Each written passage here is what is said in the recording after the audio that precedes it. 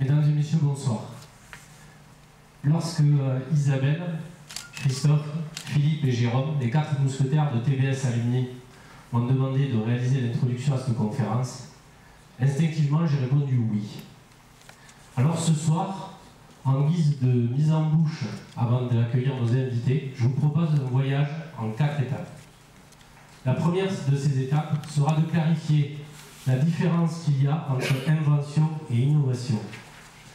Une invention, c'est une solution originale face à une problématique donnée. Une innovation, c'est la mise sur le marché réussie d'une invention. 2 exemples pour éclairer ce propos. Est-ce qu'il y a une personne, je vais changer de main. Est-ce qu'il y a une personne dans la salle qui peut me dire ce que c'est que cet appareil? Bien. Eh bien, c'est le premier appareil photo numérique réalisé et inventé par les ingénieurs de chez Kodak en 1975. Et je remercie ici Didier de m'avoir transmis cette information il y a 2 ans. En 1975, ils vont sortir cet appareil, ils vont le présenter à l'interne de l'entreprise, à différents décideurs. Et au fond, le projet va être jugé sans intérêt et va être abandonné. Malheureusement, on sait qu'aujourd'hui, l'appareil photo numérique a révolutionné le marché. On sait aussi que Kodak n'est plus sur le marché d'appareils photo. En deuxième exemple, je voudrais vous parler de M. Dick Fosbury. Certains connaissent, je vois. M. Dick Fosbury, en 1968, aux Jeux Olympiques de Mexico, va réaliser un saut à 2,24 m. Il pense avoir gagné. Mais en fait, les juges vont se réunir et vont analyser est-ce que ce saut, est-ce que cette technique du saut dorsal est acceptable ou pas suivant les contraintes réglementaires de la discipline. Et après longue discussion, le saut va être accepté et il va être médaillé d'or. Et aujourd'hui, cette technique porte son nom. Pour autant, est-ce qu'il en est l'inventeur? Eh bien, on ne le sait pas. Parce qu'en fait, quand il était jeune, à la même époque, Dick Fosbury, il y avait un autre athlète qui lui aussi sautait avec cette même technique. Par contre, la différence avec M. Dick Fosbury, c'est que lui, il a osé mettre cette technique-là, ce procédé, sur le marché, c'est-à-dire sur la compétition. Et au fond, donc, on ne sait pas s'il en est l'inventeur, mais on sait que c'est un innovateur.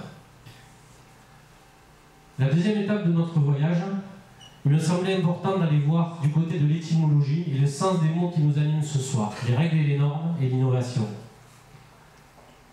Le premier point, le mot norme et règle viennent du latin rego et norma, qui signifie aller droit ou principe qui dirige notre conduite.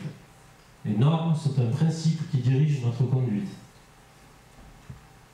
L'action d'innover, elle, c'est une action de changer et de renouveler. Et moi, là, ce qui m'apparaît, c'est un paradoxe. D'un côté, j'ai des normes qui me disent qu'il faut aller droit, il ne faut pas changer mon principe qui dirige ma conduite. Et d'un autre côté, on me dit qu'il me faut changer. Du coup, je suis allé voir ce que nous dit la philosophie vis-à-vis de ce paradoxe. Et la philosophie nous dit que les règles et les normes sont un point de vue face à une situation et son contexte. Ok. M'est-il arrivé une fois dans ma vie d'être face à une situation où les principes qui dirigent ma conduite me demandent de changer? Notre troisième étape part en Corée du Sud. Et je vous présente Alexandre, mon fils, qui à l'époque avait 4 ans, quand nous vivions expatriés en Corée du Sud. Un matin, nous partons à l'école. Nous rentrons dans l'ascenseur au 14e étage d'un immeuble, nous descendons. Arrivé au 4e, les portes s'ouvrent. Un Coréen entre. Nous continuons à descendre, nous arrivons au rez-de-chaussée, les portes s'ouvrent, le Coréen sort en premier, mon fils en second et moi en 3e. Et nous allons vers la sortie, le Coréen sort en premier et lâche la porte sur la tête de mon fils. Et là, tel Obélix, je me suis énervé, je me suis mis en colère. Ils sont fous ces Coréens, c'est pas possible, c'est un manque de respect, c'est impoli. On tient la porte aux gens, en plus ils le savaient qu'il y avait mon fils derrière. Oui. Mais en Corée du Sud, on ne tient pas la porte à quelqu'un si on ne le connaît pas. La plupart du temps, ça ne se passe pas comme ça. Et je peux vous dire que pendant les 2 ans qui ont suivi, j'ai changé moi, ma façon de voir les choses, pour éviter de prendre des portes sur le visage tous les jours. Et je voudrais dire ici que les Coréens sont très respectueux et très polis, mais ils ne le montrent pas de la même façon que nous. Pour le deuxième exemple, je vais vous demander, s'il vous plaît, de me montrer avec votre main droite ou votre bras droit la direction de votre futur.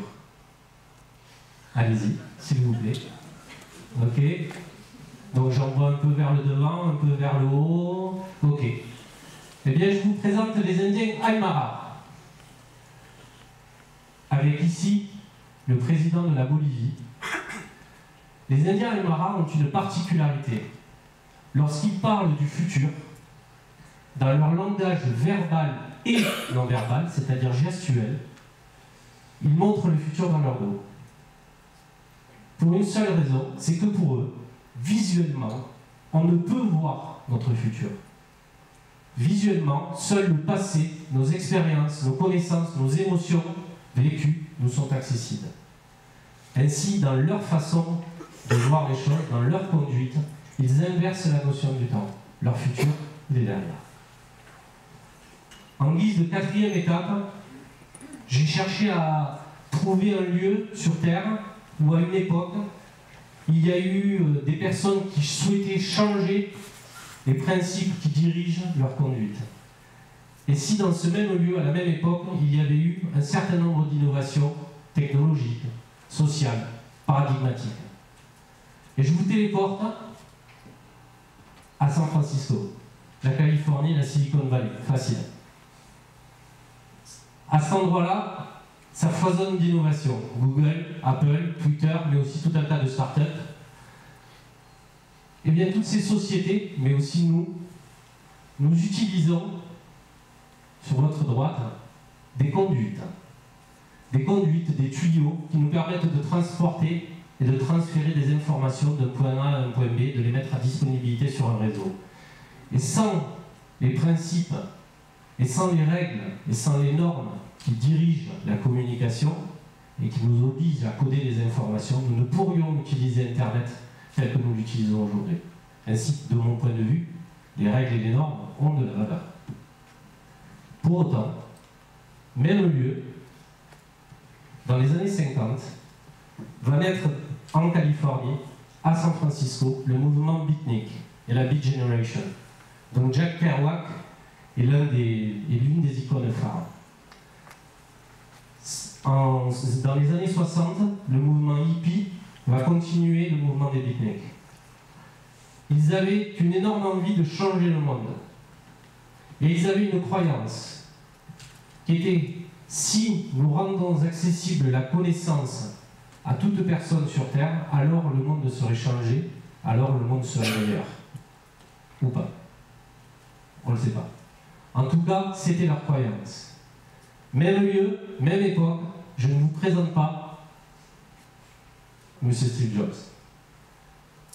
Pourquoi? Pourquoi ce choix-là? Parce qu'au fond, il est très loin d'être un exemple du management par la confiance si cher à M. Dominique Pont. Pour autant, c'est une personne qui est un innovateur et qui a relié la technologie avec ses aspirations les plus profondes. Changer le monde. C'était un hippie. Il est allé en Inde, il a pris du LSD, contrairement à Bill Gates, comme il le dit, il s'est même pointé un jour chez Atari, pieds nus et en sari, en disant: je ne partirai pas tant qu'on ne m'aura pas donné du boulot. Et on lui a donné du boulot. Et il nous a laissé une phrase importante qui est connecting the dots, qui veut dire, dans la signification, connecter nos expériences et notre vécu dans notre passé pour en construire le futur. Vous ferez le lien avec les Indiens Aymara. En épilogue, je vous propose et je vous soumets ma vision de l'innovation et de l'acte d'innover.